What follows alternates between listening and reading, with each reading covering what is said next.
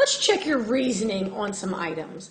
So the bookstore offers a 20% discount on notebooks during finals week.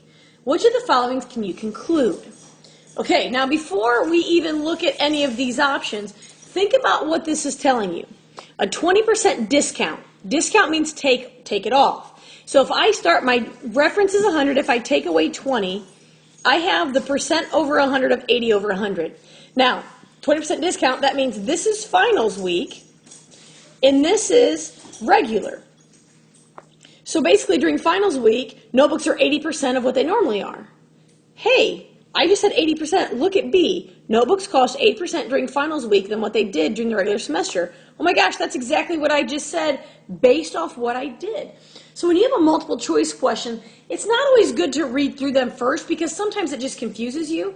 You really want to take your data, take your problem, see what you can come up with, and then see how that relates to your multiple choice questions.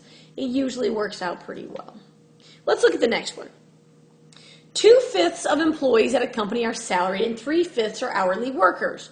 Which of the following can you conclude? Okay, now I'm telling you, when I look at this problem, you give me fractions and I'm like, what? How am I supposed to figure out percentages based from fractions? I hate fractions and Well, let's put this into something that I can maybe understand a little better. Let's pretend I have 50 total employees, okay? And I picked 50 because if I would just put zeros on these, 20 out of 50, 30 out of 50. That means 20 are salaried and 30 are hourly. Okay, now how many more hourly workers do I have than salaried? Well, 10. 10 is half of 20. Okay, so I'm seeing how things work. Well, you know what? Let's just do kind of a, because these all said more hourly, fewer. Okay, so let's start with hourly. Hourly minus salary. If I think of new and old, think of relative change, because that's what all these are. These are all relative changes, right? So if I do hourly minus salary divided by salaried, that is 10 over 20. That's 50%. That means there are 50% more hourly workers than salary. Is that anywhere on here? Yes, 50% more hourly workers than salaried. And if you're thinking, well, Becky, what if I do it the other way? That might be a different answer. Well, try it. If I take salary minus hourly divided by hourly, I get negative 10 over 30, which is negative 0.33%. I don't have anything that's 33% fewer. I have 67%, but that's not the same. Since 33% is nowhere on here, this is the only one that works. Number 3, a CEO says, I will cut your costs by 30% by cutting 10% per year for the next 3 years. Can he keep this promise? Hopefully you say no, because I know that relative change is not additive. And therefore, because relative change is not additive, number 1 is totally wrong. So now I'm going to say, let's start by just 100. Start with 100. Let's say that costs are $100. The first time they cut it, they're cutting it by 10%. Well, cutting it by 10% means that 90% is still here, right?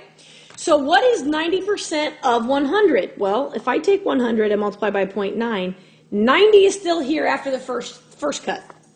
Okay, the second cut, I take 90 and I multiply by 0.9 because, again, it's a 10% cut, so 90% is still here. I'm now at 81. And on the third cut, again, that's an 81, 90% is still here. I'm now at 72.9. So I started at 100 and I'm at 72.9. 100 minus 72.9 is 27.1.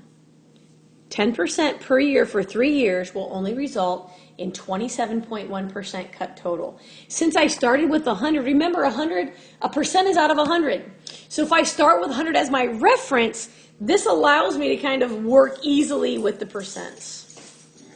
Relative change is not additive. You can't say 10%, 10%, 10% is going to be a 30% over time. It doesn't work that way. And number 4, the last one. An actor loses 10% of his body weight for a role. Will he return to his original weight by gaining 10% of his weight back? Hopefully, again, you say no, relative changes are not additive. But let's pretend that this actor starts at 200 pounds. He's going to lose 10% of his body weight. Well, 10% of this, that means if he loses 10%, 90% is still there. So if we keep the 90%, that means he's now down to 180 pounds after he loses. He's going to gain 10% back. If he gains 10%, that's 100%. If we do this as a proportion, 110%, where will he be if he's currently at 180? Cross multiply divide, we end up with 198. So after he drops 10% and gets to 180, he gains 10% to get to 198. No, the gain will not make up for his original loss because relative change are not additive. It just doesn't work. And that is checking your reasoning.